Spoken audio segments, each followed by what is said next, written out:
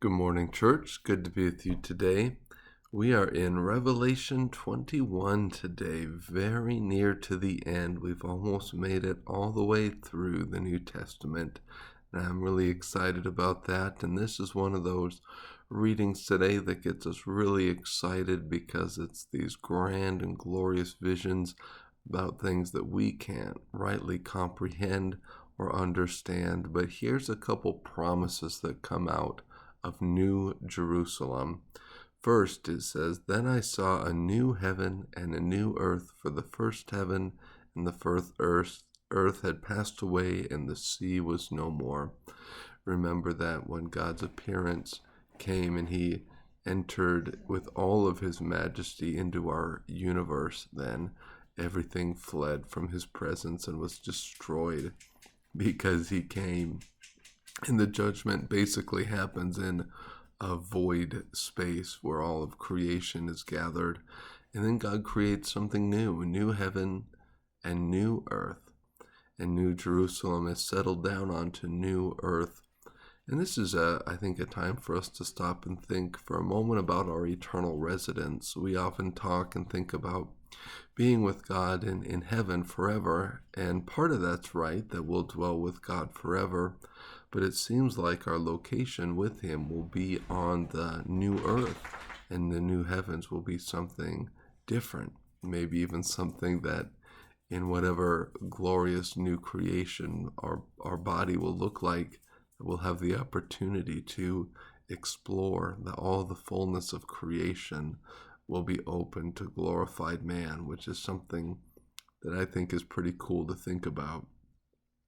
We have this new creation, no sea. The sea was thought of as the agent of chaos, and where the dead could be and something to be defeated.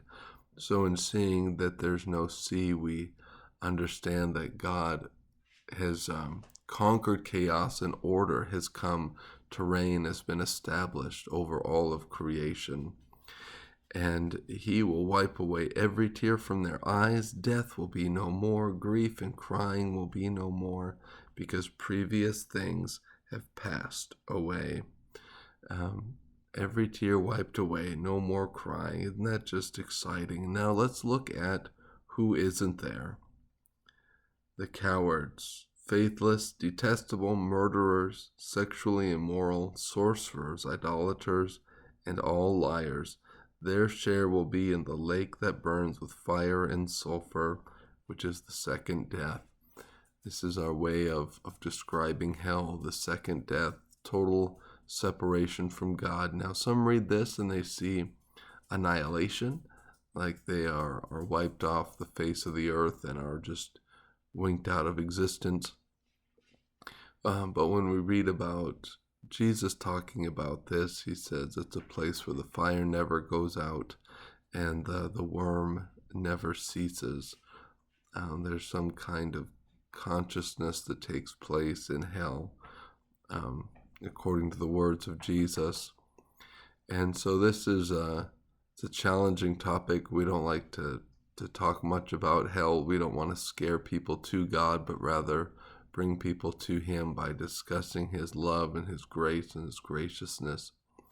But it's real, and it's described here, and they don't flinch away from talking about it. And then we have the New Jerusalem that comes down, and what strikes me is that he measured the city with the rod at 12,000 stadia. Its length, width, and height are equal, and 12,000 stadia, so one stadion is about 600 feet, so 12,000 of them is about 1,400 miles. So this city is a 1,400 mile cube going up that high into space as we know it, which tells us that space as we know it isn't going to exist. Something different will be happening.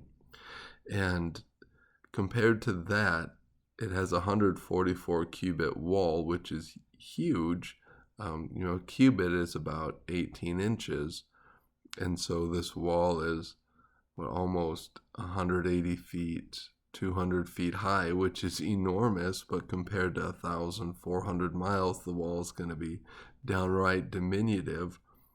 And the wall is these gates set around. It's just enough. As we read it, we go, wow, the power and the majesty of God is something completely incredible.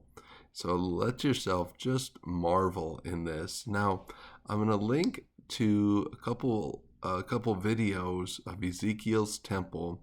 We'll talk more about Ezekiel's temple tomorrow when we have some more time, but you can check out the videos. Now, I don't want to espouse any of the other content on this website, just where these videos were hosted, and I thought they were very helpful in visualizing what was being talked about.